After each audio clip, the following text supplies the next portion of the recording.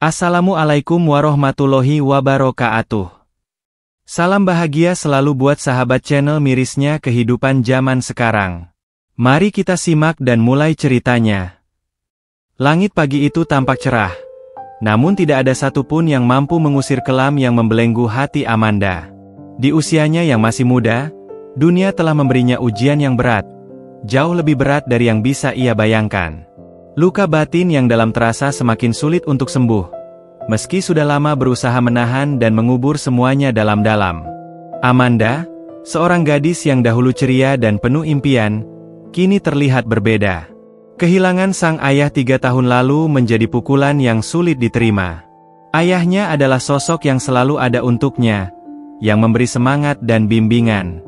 Tetapi, kecelakaan yang menimpa ayahnya merenggut semuanya dalam sekejap. Kepergian itu membawa Amanda ke dalam jurang kesedihan yang dalam.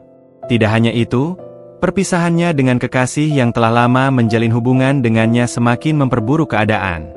Dulu, mereka memiliki rencana masa depan yang indah. Namun pada akhirnya, segala sesuatu hancur. Tanpa penjelasan yang jelas, hubungan mereka berakhir begitu saja. Amanda merasa seperti dunia ini terlalu keras dan tak adil padanya. Di tengah kerapuhan hatinya, Amanda memilih untuk menyendiri. Ia jarang keluar rumah, memilih menghabiskan waktu di kamar.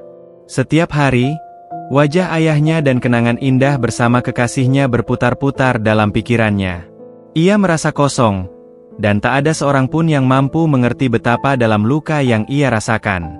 Bahkan, sahabat dekatnya yang selalu ada pun mulai menjauh. Merasa lelah melihat Amanda yang begitu tenggelam dalam kesedihan.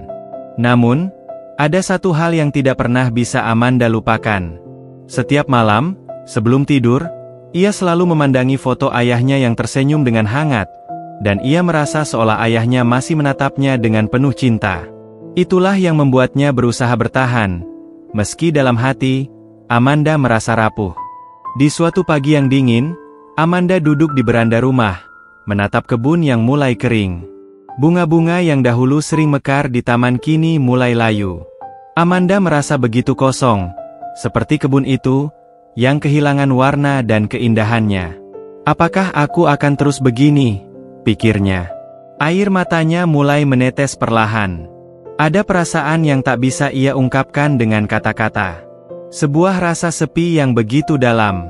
Sementara dunia terus berputar, Amanda merasa hidupnya terhenti di titik ini. Luka batinnya semakin menganga, dan ia tak tahu harus kemana untuk mencari kesembuhan. Seorang wanita tua yang tinggal di dekat rumahnya, Ibu Sari, seringkali melihat Amanda dalam keputusasaannya. Ibu Sari adalah seorang janda yang sudah berusia lanjut, namun ia memiliki kebijaksanaan yang luar biasa. Setiap kali melihat Amanda duduk termenung, Ibu Sari akan mendekat dan memberikan kata-kata penyemangat. Meskipun Amanda jarang sekali berbicara tentang perasaannya, Ibu Sari bisa melihat betapa besar rasa sakit yang ada di dalam hati gadis itu. Pada suatu hari, setelah melihat Amanda kembali duduk sendirian di beranda, Ibu Sari mendekat. "Amanda, kamu tahu, hidup ini memang tidak selalu indah, tetapi ada kekuatan dalam dirimu yang bisa membuatmu bangkit," kata Ibu Sari lembut. Amanda menatap wanita tua itu, sejenak merasakan kenyamanan dalam kehadirannya. "Tapi, Bu, aku sudah terlalu lelah. Luka di hatiku terlalu dalam. Aku tidak tahu bagaimana cara menghadapinya lagi," jawab Amanda dengan suara bergetar. Ibu Sari tersenyum, meski senyumnya mengandung kesedihan. "Terkadang, kita memang harus merasakan sakit itu. Tapi ingatlah, setiap luka yang kita rasakan memiliki kekuatan untuk menyembuhkan kita jika kita membiarkannya pergi. Jangan biarkan luka itu mengendalikan hidupmu. Biarkan dirimu merasa, menangis, tetapi juga belajar untuk memaafkan. Memaafkan bukan hanya untuk orang lain, tetapi juga untuk dirimu sendiri." Kata-kata itu seperti tetesan air yang menyejukkan hati Amanda, meskipun ia tahu perjalanan untuk sembuh tidaklah mudah. Namun, ada secercah harapan yang mulai tumbuh dalam dirinya. Ibu Sari memberi Amanda sebuah pelajaran yang sangat berharga. Luka batin itu memang tidak bisa dilihat, tapi itu nyata. Dan kita adalah satu-satunya yang bisa memilih untuk sembuh atau tetap terjebak dalam rasa sakit itu. Amanda pun mulai merenung. Ia tahu bahwa untuk bisa sembuh, ia harus mengizinkan dirinya untuk merasakan perasaan-perasaan itu, untuk menangis dan mengakui kesakitan yang ada. Hanya dengan cara itu, ia bisa mulai merangkak keluar dari kegelapan yang selama ini mengurungnya. Bagian pertama dari perjalanannya menuju penyembuhan dimulai di sini, saat Amanda memilih untuk membuka hatinya dan menerima kenyataan bahwa ia tidak bisa terus-menerus hidup dalam kesedihan. Sebuah langkah kecil, namun sangat berarti. Hari-hari berlalu, dan Amanda mulai merasakan perbedaan. Meskipun kesedihan masih menyelimuti hatinya, ia mulai menerima kenyataan dengan perlahan. Setiap pagi, ia mencoba untuk keluar dari tempat tidur lebih awal, dan meskipun rasanya berat, ia melangkah keluar dari rumah untuk berjalan-jalan di sekitar lingkungan. Setiap langkah kecil itu, meskipun tampak sederhana, memberinya rasa kebebasan yang mulai ia rindukan. Ibu Sari sering menemani Amanda dalam perjalanan kecil itu. Setiap kali mereka berjalan, Ibu Sari berbicara tentang berbagai hal, tentang kehidupan, tentang bagaimana masa lalu tidak bisa diubah, namun masa depan masih bisa diperjuangkan.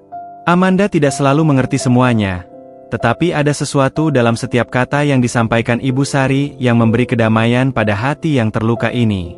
Pada suatu pagi, ketika Amanda dan Ibu Sari duduk di taman, Ibu Sari berkata, "Luka itu ada untuk memberi kita pelajaran, Amanda.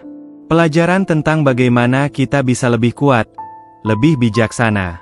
Tetapi kita harus belajar untuk melepaskan.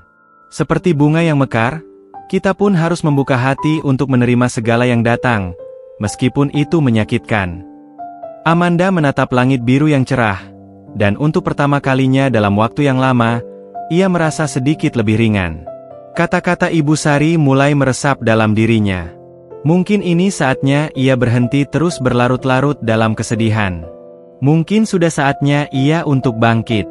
Namun, meskipun hati Amanda mulai terbuka untuk menerima kenyataan dan pelajaran hidup, rasa sakit itu tidak pergi begitu saja.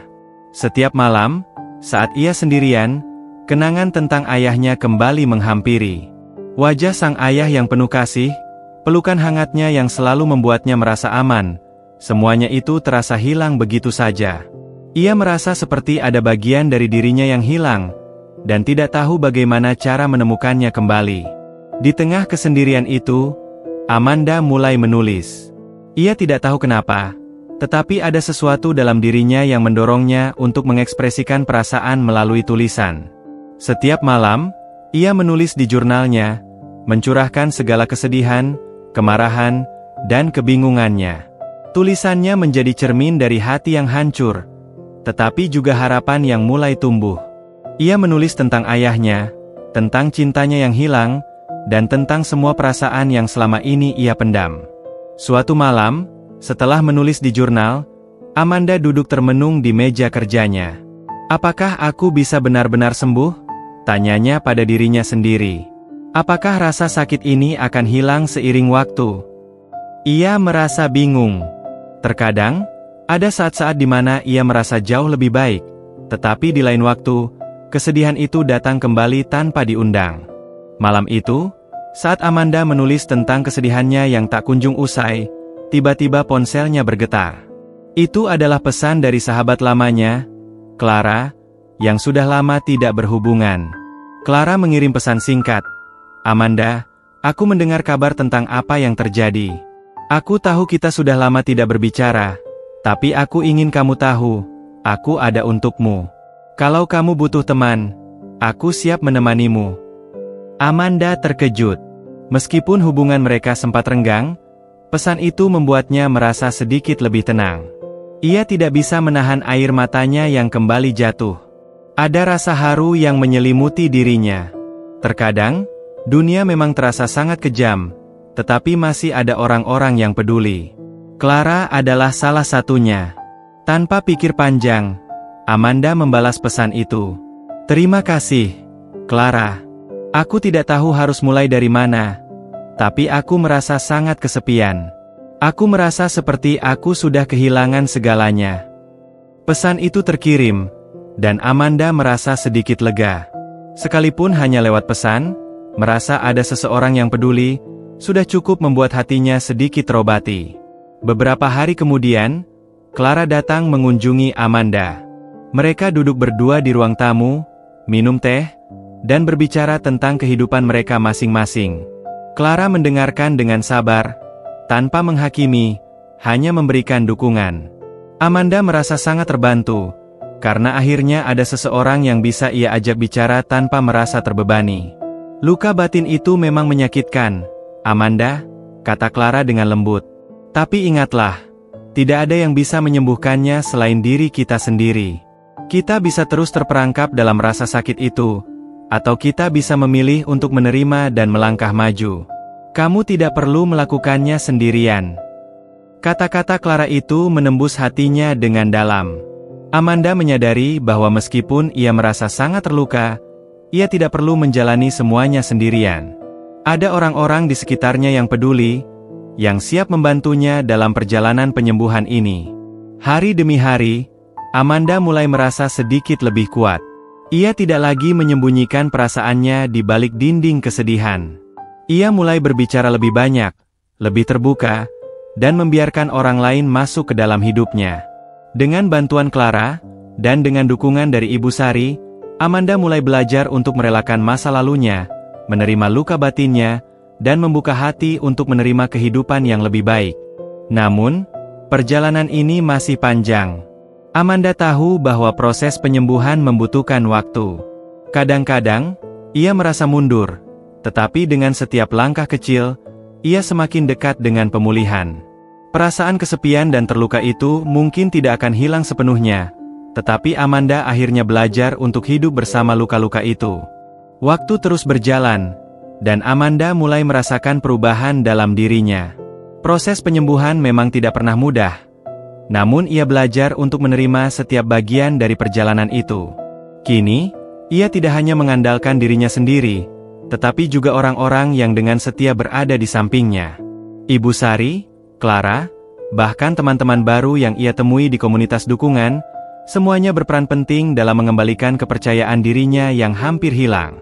Suatu sore, Amanda memutuskan untuk berjalan ke taman kota seorang diri. Beberapa minggu belakangan, ia merasa lebih tenang. Langkahnya lebih ringan, meskipun terkadang kenangan tentang ayahnya masih menghampiri. Taman itu selalu memiliki kenangan indah bersama ayah, saat mereka sering berjalan bersama, tertawa, dan berbincang tentang berbagai hal. Kini, tempat itu terasa berbeda, lebih sepi, namun ada rasa damai yang ia rasakan saat duduk di sana. Pada suatu bangku di taman, ia duduk dan mulai mengeluarkan jurnalnya. Di balik segala kesedihan yang masih ada, Amanda merasa perlu untuk kembali menulis. Menulis menjadi cara terbaik untuk mengekspresikan perasaannya yang tak bisa diungkapkan dengan kata-kata biasa. Dia menulis tentang perjalanan penyembuhannya, tentang bagaimana ia mulai merangkak keluar dari kegelapan dan mencari cahaya. Ia menulis tentang ibu yang penuh kasih, tentang sahabat yang setia, dan tentang dirinya yang akhirnya belajar untuk memaafkan. Tulisan ini bukan hanya untukku, pikirnya, tetapi untuk mereka yang juga sedang berjuang dengan luka yang tak terlihat. Dengan perlahan, ia mulai merasa lebih terhubung dengan dunia luar melalui kata-katanya. Menulis memberinya kekuatan untuk merangkul masa depan dengan lebih berani. Namun, di tengah kebahagiaan kecil itu, Amanda merasakan sesuatu yang kembali menyentuh hatinya. Ketika berjalan pulang, ia melewati sebuah kedai kopi yang ia kenal. Di sana, di meja dekat jendela, ia melihat seseorang yang tak asing. Itu adalah mantan kekasihnya, Rafael. Perasaan Amanda bercampur aduk, sebuah perasaan yang sulit ia pahami. Rafael masih duduk di tempat yang sama, dengan secangkir kopi di depan matanya. Wajahnya tampak lebih tenang, namun ada kesedihan yang tak bisa disembunyikan. Amanda merasa terhenyak. Setelah berbulan-bulan tidak bertemu, ia tidak tahu harus berbuat apa. Hatinya masih terluka oleh perpisahan itu, namun ia tahu, ini adalah kesempatan untuk berhadapan langsung dengan masa lalu yang selama ini ia hindari. Dengan langkah yang lebih mantap, Amanda memasuki kedai itu dan mendekati meja Rafael. "Rafa," panggilnya pelan. Rafael menoleh dan terlihat terkejut, tetapi kemudian tersenyum lemah. Amanda, ucapnya, suara yang penuh penyesalan. Amanda duduk di depannya, dan mereka terdiam sejenak. Ada ketegangan yang terasa, namun juga kedamaian. Rafael adalah bagian dari masa lalunya yang tak bisa dihapus begitu saja. Aku tidak tahu harus mulai dari mana, kata Rafael, memecah keheningan. Aku menyesal, Amanda. Perpisahan kita adalah salah satu hal terburuk yang pernah aku lakukan. Amanda menatapnya, perasaannya campur aduk. Sebagian dari dirinya ingin marah, ingin mengungkapkan segala kekecewaannya, tetapi ada bagian dari hatinya yang mulai memahami. Ia sudah lama ingin mendengar penjelasan, namun selama ini selalu menutup diri dari perasaan itu. Kini, di hadapan Rafael, Amanda merasa ada ruang untuk melepaskan beban yang selama ini ia simpan. Aku bukan lagi orang yang sama, Rafael, jawab Amanda dengan suara lembut. Aku sudah belajar untuk melepaskan. Tapi aku juga belajar untuk tidak mengabaikan diriku sendiri. Aku tahu, kita mungkin tidak akan pernah kembali seperti dulu, tetapi aku ingin kita berdamai dengan masa lalu. Rafael mengangguk, matanya sedikit berkaca-kaca. Mereka berbicara lama, mengungkapkan segala hal yang tidak sempat diucapkan sebelumnya. Amanda merasa berat, namun pada saat yang sama, ia merasa lega. Ini adalah langkah besar dalam proses penyembuhannya, untuk tidak lagi memendam perasaan yang dapat menghancurkannya. Malam itu, saat Amanda pulang, ia merasa hatinya sedikit lebih ringan. Pertemuan dengan Rafael membantunya untuk benar-benar melepaskan masa lalu, meskipun tidak ada lagi kemungkinan untuk kembali bersama. Ia merasa bisa melanjutkan hidupnya tanpa rasa dendam atau penyesalan yang mengikatnya. Beberapa hari kemudian, Ibu Sari mengajak Amanda untuk berjalan-jalan ke pantai, sebuah tempat yang menyegarkan jiwa. Di tengah angin laut yang sejuk, mereka berbicara tentang kehidupan dan tentang bagaimana setiap manusia memiliki cara masing-masing untuk sembuh. Ingat, Amanda, kata Ibu Sari, sembuh itu bukan berarti melupakan. Sembuh itu adalah memilih untuk hidup meski luka itu masih ada. Mengingat bukan berarti kita tidak bisa maju, melainkan kita menerima apa yang telah terjadi. Amanda mengangguk, dan untuk pertama kalinya dalam waktu yang lama, ia merasa benar-benar siap untuk melangkah ke depan. Ia tahu, luka-luka yang ada dalam dirinya tidak akan hilang begitu saja. Namun, ia juga tahu bahwa ia memiliki kekuatan untuk menghadapinya. Ia mulai menatap masa depan dengan harapan, bukan dengan ketakutan. Bagian ketiga dari cerita ini adalah tentang melepaskan, memaafkan, dan belajar untuk berdamai dengan masa lalu. Amanda kini berada di jalan yang lebih terang, meskipun ia tahu perjalanan ini masih panjang. Namun, setiap langkah kecil menuju pemulihan membawa harapan baru bagi dirinya. Hari-hari berlalu dengan penuh perubahan. Amanda kini telah mulai mengerti bahwa hidup tidak selalu berjalan sesuai rencana, namun itu bukan berarti hidup harus berhenti. Ia mulai melihat dunia dengan cara yang berbeda, lebih terbuka dan penuh rasa syukur, meskipun luka-luka dalam dirinya masih ada. Mereka tidak hilang begitu saja, namun ia belajar untuk tidak membiarkan luka itu mengendalikan hidupnya. Setiap pagi, Amanda melangkah dengan keyakinan yang lebih kuat. Ia mulai berani untuk keluar dan menghabiskan waktu di tempat-tempat yang dulu ia hindari, tempat yang penuh kenangan, tempat yang seharusnya menjadi bagian dari hidupnya yang indah, bukan kenangan yang terus mengikatnya dalam kesedihan. Ia bahkan mulai mengikuti beberapa kegiatan komunitas, membantu anak-anak di panti asuhan, dan merasakan kebahagiaan sederhana yang datang dari memberikan. Pada suatu sore, Amanda duduk di bangku taman, membaca buku yang sudah lama tidak ia buka. Ia merasa seolah hidupnya kembali memiliki arah yang jelas.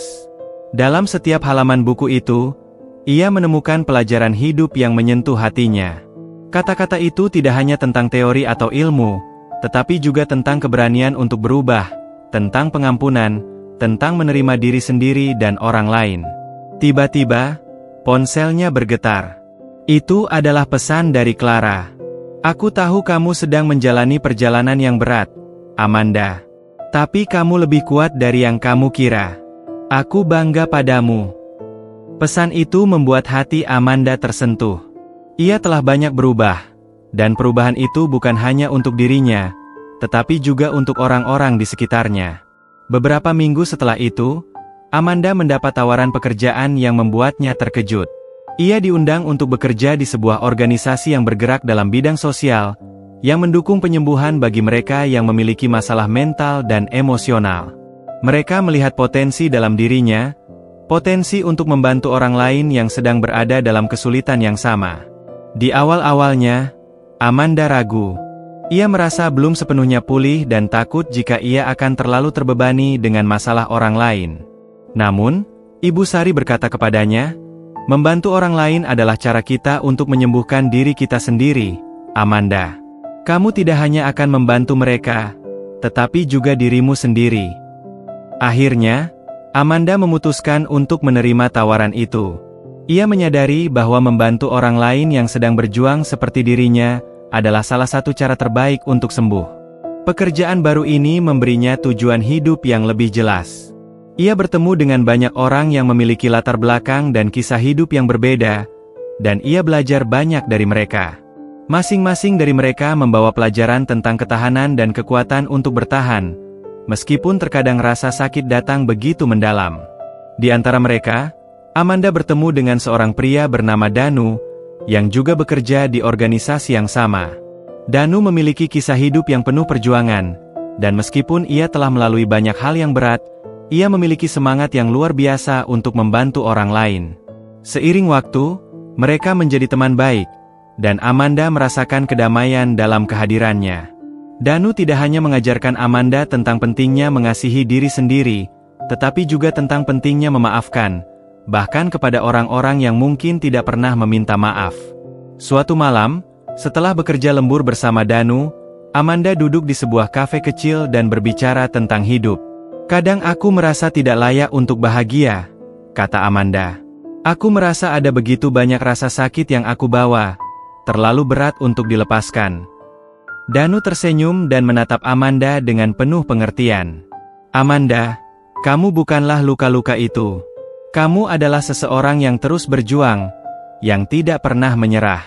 Luka-luka itu akan selalu ada, tetapi yang penting adalah bagaimana kamu memilih untuk menghadapi mereka. Kamu tidak harus sempurna untuk bahagia. Kamu sudah cukup." Kata-kata itu menggugah Amanda. Ia mulai merasa bahwa ia tidak perlu menunggu untuk menjadi sempurna sebelum merasa layak menerima kebahagiaan. Ia bisa bahagia meskipun ada luka di hatinya, karena kebahagiaan bukan tentang ketiadaan rasa sakit, tetapi tentang bagaimana kita tetap memilih untuk hidup dengan harapan dan kasih sayang, meskipun ada kesulitan. Malam itu, Amanda pulang dengan perasaan yang berbeda. Ia tahu bahwa perjalanan penyembuhan ini tidak akan pernah berakhir. Akan selalu ada tantangan, akan selalu ada kenangan yang kembali menghampiri, tetapi ia tidak lagi takut dengan itu. Ia tahu sekarang, bahwa hidup terus berjalan, dan ia memiliki kekuatan untuk melewati semuanya. Setiap hari, Amanda belajar lebih banyak tentang dirinya. Ia tidak lagi terjebak dalam kenangan pahit, tidak lagi terbelenggu oleh rasa sakit yang dulu begitu mendalam. Ia tahu, bahwa meskipun luka itu tidak akan pernah benar-benar hilang, ia bisa memilih untuk hidup dengan cara yang lebih baik, dengan lebih banyak cinta, pengampunan, dan rasa syukur. Kini, Amanda melihat dirinya dengan penuh kebanggaan. Ia adalah seseorang yang telah melalui banyak hal, namun tetap berdiri teguh. Luka batinnya, meskipun masih ada, tidak lagi menghalangi jalannya. Sebaliknya, luka itu memberinya kekuatan untuk lebih memahami dunia dan orang-orang di sekitarnya. Ia telah sembuh, tidak dalam arti menghapuskan masa lalu, tetapi dalam arti menerima dan belajar dari setiap pengalaman. Dengan langkah yang lebih mantap, Amanda melangkah ke depan. Di jalan hidup yang baru ini, ia tahu bahwa segala sesuatu mungkin tidak selalu sempurna, tetapi itulah yang membuat hidup ini indah. Karena sejatinya, hidup bukanlah tentang menghindari luka, tetapi tentang bagaimana kita memilih untuk bangkit setelahnya.